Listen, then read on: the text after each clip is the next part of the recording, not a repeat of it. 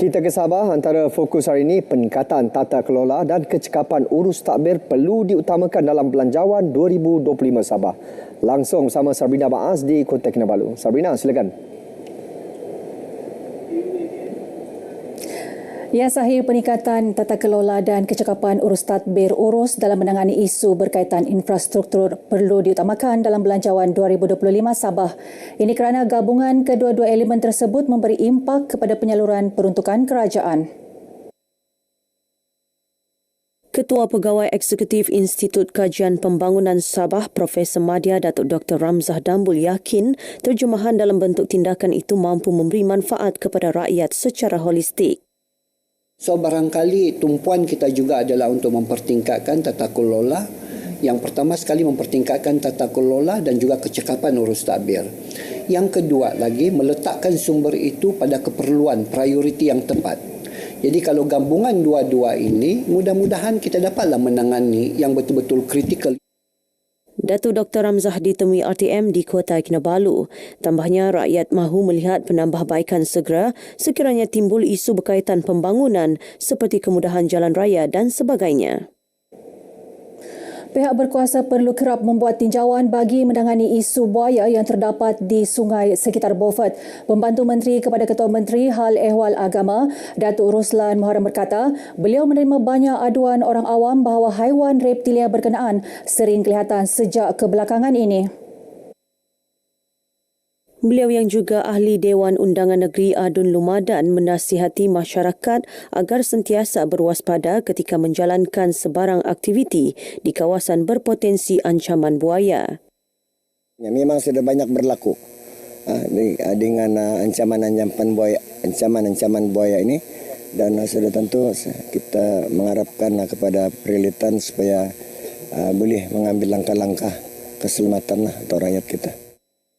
Beliau ditemui RTM ketika membuat tinjauan pembinaan padang bola sepak di Kampung Tamalang Along 3, Beaufort. Padang bola sepak ini dijangka siap pada Disember depan dan memberi manfaat kepada lebih 1,000 penduduk. Sementara itu, dalam program berasingan, Datuk Ruslan merasmikan Majlis Pecah Tanah Pembinaan Dewan Perpaduan DHRM di Kampung Lawak, Beaufort. Dewan terbuka dengan keluasan 1,500 persegi tersebut memberi peluang kepada penduduk menjalankan pelbagai aktiviti dengan lebih selesa. Persatuan Kebajikan Asnaf Az-Zahra Sabah merancang melaksanakan lebih banyak program kebajikan bagi membantu golongan asnaf, mualaf dan saudara Muslim fakir terutama di kawasan pedalaman. Presiden Sharifah Seri Lailah Sharif Hamid berkata, persatuan itu juga akan menganjurkan program dakwah, kebajikan, pendidikan dan perniagaan bagi membantu golongan berkenaan. Memberi pendidikan fardu ain, kifayah, tahsin solat, ya, untuk anak-anak remaja kita. Sebab kita tahu bagi anak-anak asnaf terutama mualaf ini kurang diberi pendidikan agama, terutamanya di luar bandar. Jadi kami berusaha menjadi ejen kepada Majlis Ugama Islam Sabah untuk turun ke Padang memberi pendidikan dan juga bantuanlah kepada mereka yang memerlukan. Sharifah Seri Lailah ditemui pemberita selepas mengadakan kunjungan hormat terhadap isteri yang di-Pertuan Negeri, Toh Puan Nurlidah Tan Sri R.M. Jasni di Istana Seri Kinabalu. Kunjungan bertujuan memberi penerangan mengenai tujuan penubuhan persatuan kepada Toh Puan. Persatuan tersebut yang ditubuhkan sejak 13 Oktober 2021 itu telah membantu golongan asnaf di beberapa daerah antaranya Kota Kinabalu, Kota Belud dan Kudat.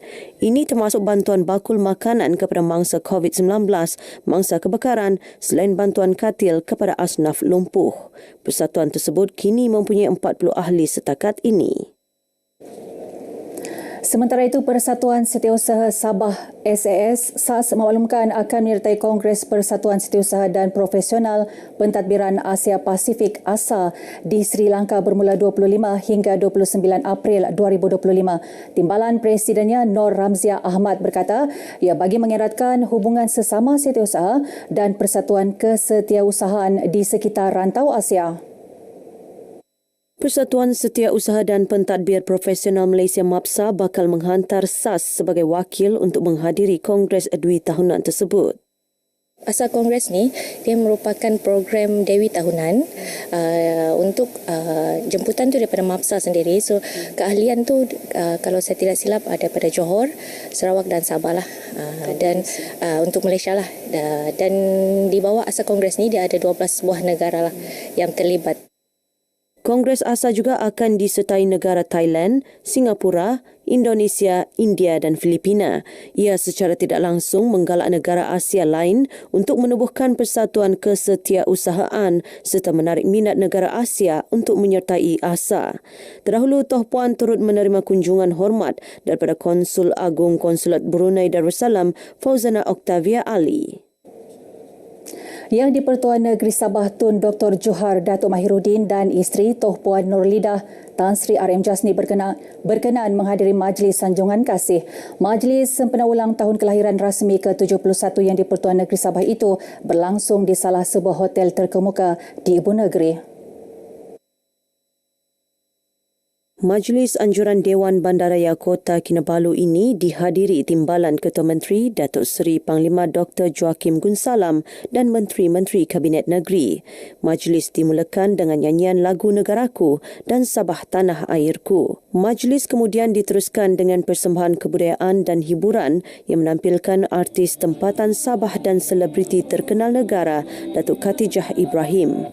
Majlis turut dimeriahkan dengan persembahan khas Tun Dr. Johar yang menyanyikan lagu One Night With You dan petikan gitar elektrik. Pesta Salak atau Pesta Sarang Burung sinonim dengan etnik Idahan di daerah Lahadatu. Diraikan setiap 27 Oktober, pesta tersebut diangkat sebagai platform mengetengahkan kebudayaan dan tradisi memungut sarang burung. Wartawan Fauzia Ajak ada butirannya.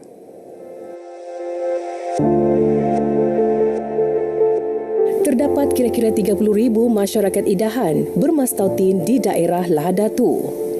Mereka menetap di beberapa buah perkampungan termasuk Kampung Sapagaya, Asam, Busul, Terusan, Segama, Tabanak, Binuang, Segangan, Remong, Bikang, Dewata dan Madai. Etnik Idahan sinonim dengan aktiviti memungut sarang burung yang diusahakan sejak tahun 1700, sekitar 1408 Masihi. Aktiviti kekal hingga ke hari ini hasil usaha mereka memelihara habitat, ekologi dan ekosistem gua agar tidak musnah akibat pembangunan. Semua gua-gua warisan yang dijumpai di Teluk Dabul ni adalah milik orang Idahan. Misal katalah di Gua Terpadung. Di sana merupakan adan keranda nenek moyang kita, amat hampir dengan lembah Mansuli. Mansuli ini merupakan tapak arkeologi antara yang tertua di Asia Tenggara. Dan demikian juga di Gua Madai, kita pun ada keranda-keranda samang kayu balak di Gua Madai, di Lembah Tingkayu yang merupakan antara tapak arkeologi tertua juga di daerah di negeri Sabah. Begitu juga di Gua Tegerung, kita juga ada tapak arkeologi di sana yang merupakan nenek moyang suku kaum Idahan sewaktu mereka masih pagan, belum beragama Islam lagi. Pesta Salak 2024 bertemakan generasi penerus adat berlangsung selama 2 hari. Kita memungut di Gua Madai Kunak. Sarang burungnya kita bawa ke sini. So kita jadikan sarang burung itu sebagai satu identiti budaya untuk masyarakat orang asal etnik Idahan di daerah Lahadatu. Turut disampaikan 25 watika perlantikan pelbagai jawatan dalam komuniti etnik Idahan. Pesta ini dimeriahkan dengan pertandingan kampung terbaik atau Engkun Pio Paras yang dimenangi Kampung Binuang.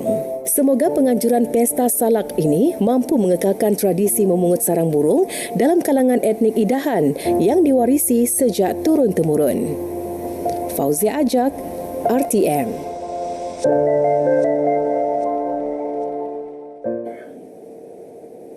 Baik, sekian perkongsian dari Negeri di Bawah Bayu. Kembali bersama Sahih untuk lebih banyak perkembangan semasa dalam negara. Dari sungai hingga ke segara, Palestin pasti merdeka. Terima kasih Sabrina.